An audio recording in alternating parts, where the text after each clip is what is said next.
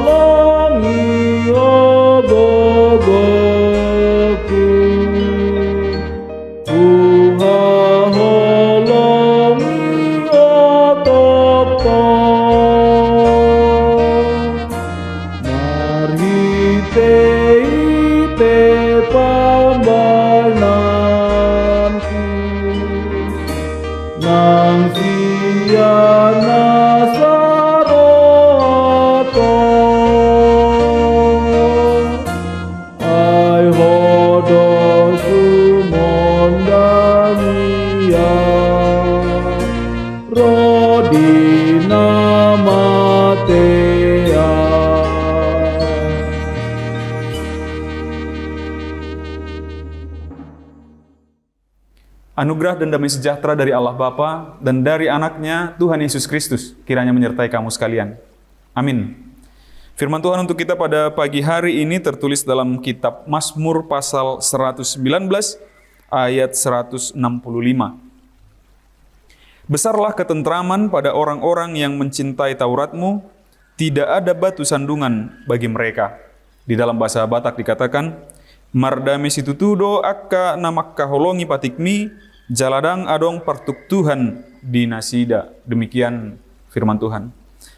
Amanginang fun fact-nya atau fakta uniknya tentang pasal 119 di kitab Mazmur ini merupakan pasal terpanjang dalam keseluruhan kitab Mazmur. Kitab Mazmur merupakan kitab terpanjang dengan pasal terbanyak, dan di antara pasal terbanyak itu, pasal yang terpanjang dengan ayat terbanyak adalah pasal 119 ini, yang isinya itu merupakan suatu bentuk puisi yang luar biasa dalam bahasa aslinya, karena setiap perikop itu dimulai dengan abjad-abjad Ibrani, dimulai dari Alef, dia buat satu puisi yang dimulai dari huruf Alef, kemudian dilanjutkan dengan huruf Bet, jadi satu puisi, kemudian Gimel dengan satu puisi, dan seterusnya sampai seluruh abjad selesai dalam berbentuk puisi, semua dari bentuk puisi atau nyanyian pada saat itu, atau prosa atau apapun kita sebutkannya. Namun ini merupakan suatu karya sastra yang sangat luar biasa. Pada ayat renungan kita hari ini dikatakan, besarlah ketentraman pada orang-orang yang mencintai Taurat-Mu, tidak ada batu sandungan bagi mereka. Sementara yang terjadi, amanginang, Bapak Ibu Saudara-saudari, Taurat itu adalah hukum. Dia adalah aturan. Uniknya pemazmur di sini mengatakan bahwa dia malah merasa tentram, atau dia melihat juga orang-orang lain yang hidup di dalam hukum Tuhan, yang hidup di dalam Taurat Tuhan, atau yang hidup di dalam aturan Tuhan, justru merasakan ketentraman. Dan tidak ada batu sandungan bagi mereka. Dan inilah seharusnya, demikianlah seharusnya. Dan inilah yang kemudian diajarkan oleh Yesus, yang selama ini malah ayat-ayat hukum-hukum Tuhan, peraturan Tuhan yang diselewengkan oleh manusia, yang diperlebar oleh manusia, akhirnya justru menjadi batu sandungan bagi mereka. Tetapi bagi pemazmur, hukum-hukum itu dan aturan-aturan itu justru menentramkan, dan tidak ada batu sandungan di sana. Ketika pemazmur itu menjalankan hukum-hukum Tuhan, ketika dia menjalankan Taurat Tuhan, malah dia di sana merasakan ketenangan. Tapi coba kita lihat ketika kita sedang menjalankan hukum-hukum dan aturan-aturan negara atau aturan-aturan gereja, banyak sekali perdebatan, banyak sekali pertentangan di antara kita.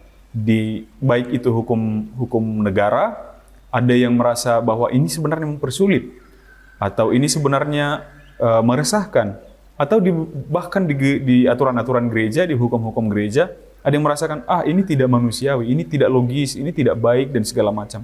Masih kita pertentangkan. Ada orang yang malah tidak senang ketika di dalam satu gereja itu aturannya sangat ketat. Atau hukum-hukum yang berjalan di dalam satu gereja itu sangat ketat, aturan-aturan dan hukum-hukumnya begitu. Malah tidak senang dengan aturan begitu. Banyak orang yang tidak senang ketika diarahkan untuk menjalankan hukum, katakan hukum negara misalnya, peraturan untuk memakai helm pun sesederhana itu misalnya. Banyak orang yang merasa itu memberatkan atau itu menyusahkan dan yang lain-lain.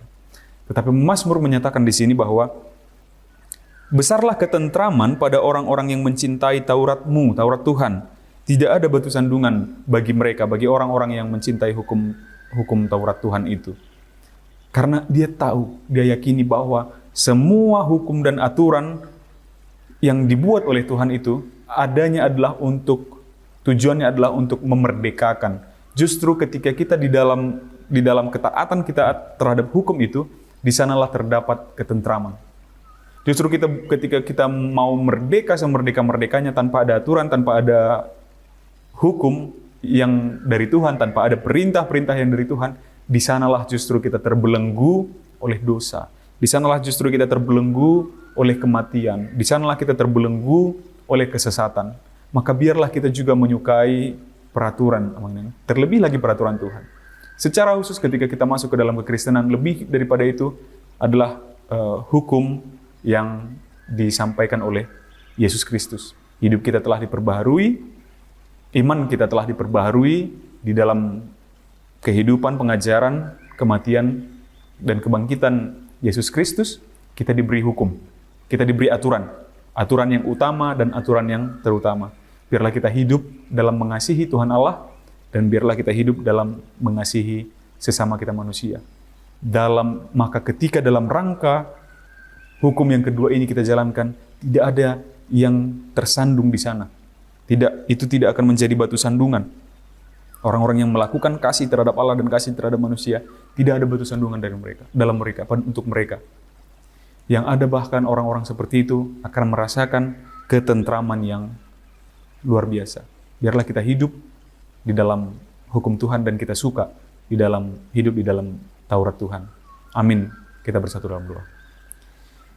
Ya Allah Bapa, kami mengucap syukur atas segala anugerah-Mu di dalam kehidupan kami hingga pada saat hari ini. Terima kasih atas firman-Mu ya Bapa, yang mengingatkan kami bahwa setiap hukum, aturan, dan perintah yang Kau berikan di dalam kehidupan kami adalah justru untuk membebaskan kami, bukan malah untuk mengekang kami.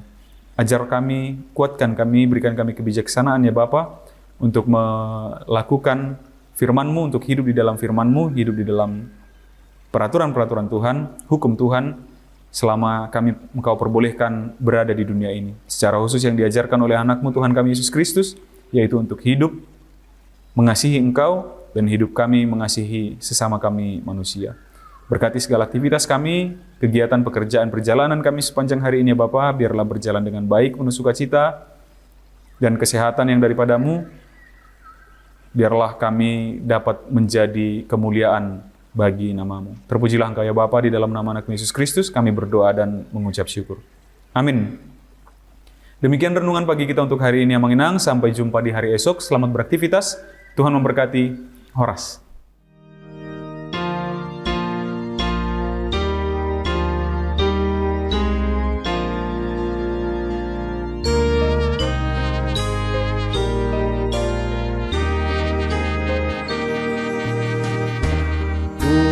Tuhanlah sumber kekuatanku, ku sungguh mengasihi-Mu.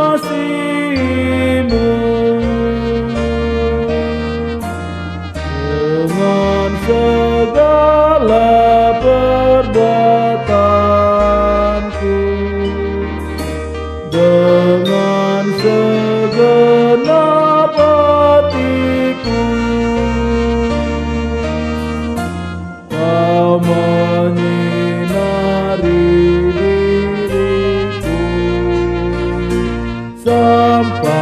ke ajalku.